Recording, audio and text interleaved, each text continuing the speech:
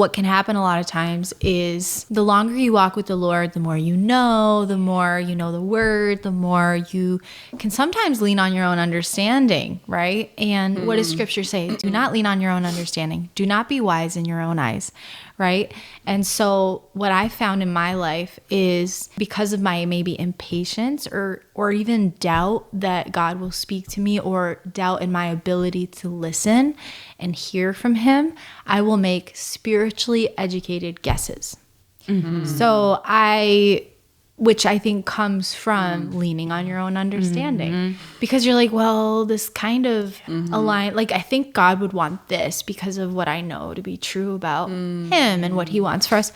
But what do we know from scripture, from all the stories? A lot of times that sometimes God will call people into things that don't make sense. It doesn't discredit God or deviate from his goodness, or though he never contradicts himself, but it can sometimes. He will call his followers, he will call his children to do things that sometimes don't make sense. Yeah.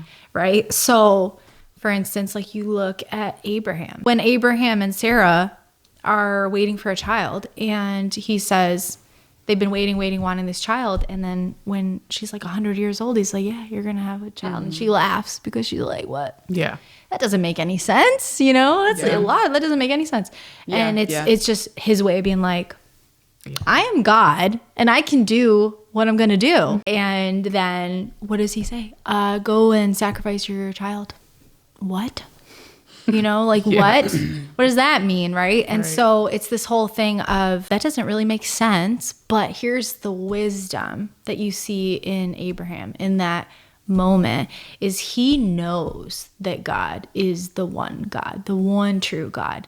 He knows that God told him that he made a covenant with him, that he would make this generation through his lineage, through his child. In that moment, he takes what he knows to be true about God and his understanding of why it's true, and he applies it wisely. Because then he says, because I know God and I trust God, and I know God is holy and good and he won't contradict himself, even though this doesn't make sense, I trust him so much. I fear God enough that I know that if I deviate from what he's called me to do, I'm in more trouble than if I do it.